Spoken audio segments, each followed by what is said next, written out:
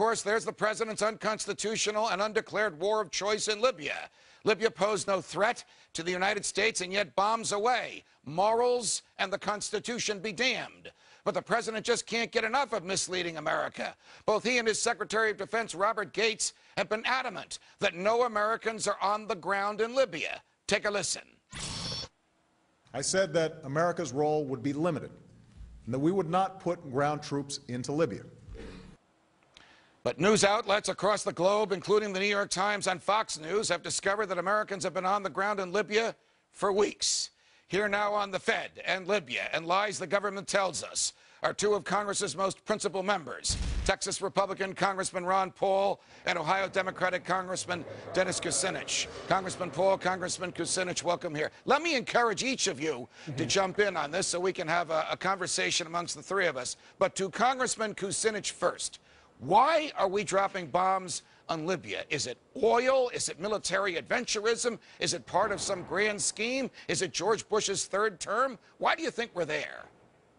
I don't know that we can even get to that until we start by insisting that the president had no right to do that, that what he did was against the Constitution, Article 1, Section 8, that it exceeds even the War Powers Act, that it exceeds the UN mandate, and that we have a presidency right now that is dangerously close to being an imperial presidency, because what the White House is doing essentially is nullifying the role that Congress has.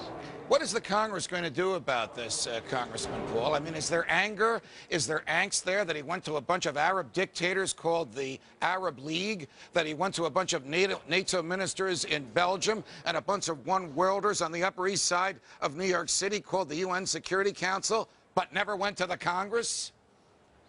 Well, more than usual, and that's good, but I don't think there's enough. I don't see our leadership on either side of the aisle demanding that we do something and bring it to a vote and show exactly where we stand on this.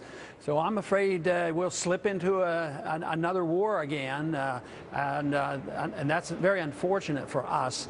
But as far as why we're there, it's a little bit more difficult, choosing on motives. But I think it's a form of neocolonialism, and that is part of the the neocons' effort to remake the Middle East and the whole world.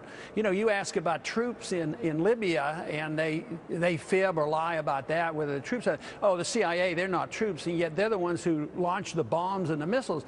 But we have troops in so many places, so it's the philosophy of intervention. We have troops in probably 130 countries, 900 bases around the world. That's where the real problem is some people who are now saying, well, Libya is different and we shouldn't do it, and that's very good, but it's sometimes it's partisanship. Well, the way we're doing this isn't as good as the way George Bush did it. So we have to think strategically as well as the process that we go through. Congressman Kucinich, I'm a little bewildered here about the silence of the leadership in both parties and in both houses. Could it be that Gaddafi has been so demonized that they really want him taken out? Could it be that they really want this war? Could it be that the big government party, which is most of the Democrats and most of the Republicans, like war after all, and so they want to look the other way when the president violates the Constitution and drops bombs on people? I'm not sure, but I will tell you this, that as a Democrat, I feel that our leadership had the obligation, the minute that they were notified by President Obama, right, that he intended to participate in an attack on Libya, our leadership had a responsibility right there to tell the president, wait a minute, Mr. President, you cannot do that without going to the entire Congress. So this is the complaint that I have about the Democratic leadership, and frankly, as members of Congress, it's not really our right to give away. That right was put in the Constitution, at the beginning of this country, so that there'd be checks and balances, and we're moving those checks and balances aside in favor of an imperial presidency. Congressman Paul, I agree entirely with Congressman Kucinich. This is how freedom is lost. The president bombs and kills, takes power away from the Congress under the Constitution. The Congress does nothing about it, and then future presidents use what this president is doing as precedent for that behavior. This is how the Constitution is manipulated. This is how freedom is lost and lives are lost, and there are no consequences.